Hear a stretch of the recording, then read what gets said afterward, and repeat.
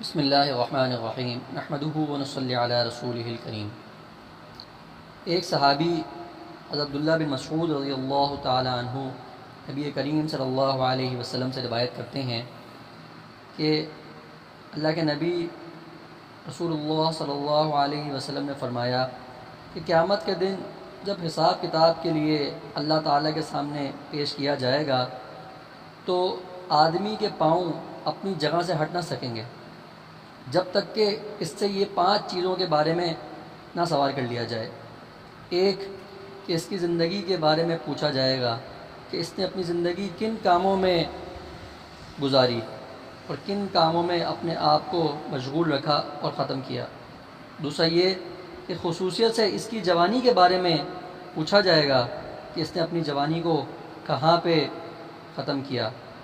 اور تیسرا یہ کہ مال اور دولت کے بارے میں اس سے پوچھا جائے گا کہ کن طریقوں اور کن راستوں سے اس نے دولت کمائی اور پھر کن جگہوں پہ اس نے خرچ کیا۔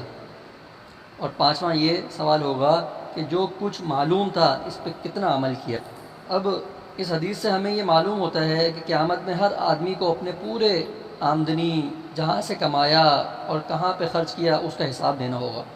جیسے کہ آج کل کمپنیز اپنا آڈٹ کرواتی ہیں سالانہ، اور پھر پورے سال تک اپنے حساب کتاب کو سنبھال کے رکھتی ہیں، بلکہ یہاں تک بھی ہوتا ہے، اس کا بھی خیال کیا جاتا ہے کہ ہم کہاں سے کما رہے ہیں اور کہاں پہ خرچ کر رہے ہیں، اس کا ایک ایک چیز کا حساب کیا جاتا ہے کہ کہیں غلط جگہ سے نہ کما لیا جائے اور کہیں غلط جگہ خرچ نہ کر دیا جائے، یعنی حکومتی قانون سے ڈرتے ہوئے۔ اب اس میں حلال بھی ہوتا ہے اور اس میں حرام بھی ہوتا ہے، لیکن اگر ہم اس کو دینی اعتبار سے اور شریعت کے اعتبار سے دیکھیں تو اللہ تعالیٰ بھی ہمارا اسی طرح سے آڈٹ کریں گے، اور ہمارا حساب کتاب ہوگا کہ ہم نے کہاں سے کمایا، اپنی پوری زندگی کہاں سے کمائی اور پھر کہاں پہ اس کو خرچ کیا۔ اب ہر بندہ اپنے اندر دیکھے کہ ہم جو بھی کمائی کر رہے ہیں وہ کہاں سے کر رہے ہیں، آیا وہ حلال ہے بھی کہ نہیں، اور پھر ہم جہاں خرچ کر رہے ہیں کہیں فضول خرچی میں تو نہیں لگا رہے کہ دوسری جگہ دیکھیں تو کتنے لوگ ہیں کہ وہ ان کے پاس کھانے کو کھانا نہیں ہے اور پہننے کو کپڑا نہیں ہے، اور ہم لوگ جو ہیں اپنا پیسہ جو ہے فضول خرچیوں میں اڑا رہے ہیں۔ اس کا پورا حساب دینا ہوگا۔ اسی طرح ہر بندہ اپنے معاملات کو علماء سے، مفتیان اکرام سے، اپنے جو بھی آپ کو سمجھ آتے ہیں ان سے پوچھ کر کرنا چاہیے کہ ہم اپنا کاروبار اگر ٹھیک کر بھی رہے ہیں، بعض مرتبہ کاروبار تو ٹھیک ہے، حلال تو ہوتا ہے، لیکن اس کا طریقہ، جس طریقے سے ہم کام کر رہے ہوتے ہیں وہ طریقہ ناجائز ہوتا ہے۔ بعض لوگ یوں سمجھتے ہیں کہ بینک کی کمائی، بینک میں پیسہ رکھوانا اور اس کی کمائی یہ حرام ہے اور یہ سود ہے۔ اسی طرح سے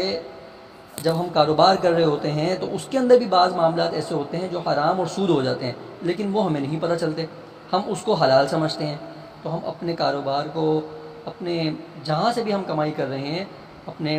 علماء سے، مفتیان اکرام سے پوچھ کر چلیں۔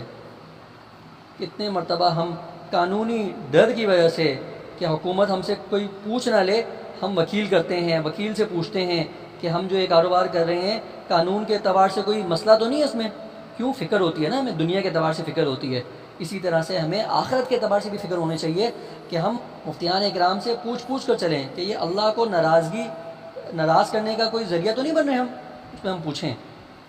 خوش قسمت ہیں وہ لوگ جو قیامت کے دن کے اس حساب کتاب کو پیش نظر رکھتے ہوئے کمانے اور خرچ کرنے میں اور سارے مالی معاملات میں اللہ تعالیٰ کی ہدایات اور رسول اللہ صلی اللہ علیہ وسلم کے لائے ہوئے احکام کی پابندی کرتے ہیں، اور ان کا انجام بہت خطرناک ہے۔ جو اس طرف سے بے فکر اور بے پرواہ کرتے ہیں اور یہ نہیں سوچتے اور نہ ہی یہ سمجھتے ہیں کہ ہم کہاں سے غلط کما رہے ہیں اور کہاں غلط خرچ کر رہے ہیں۔ اللہ تعالیٰ ہم سب کو صحیح طرح کمانے کی اور صحیح طرح خرچ کرنے کی توفیق عطا فرمائے۔ آخر دعوانا ان الحمد للہ رب العالمین۔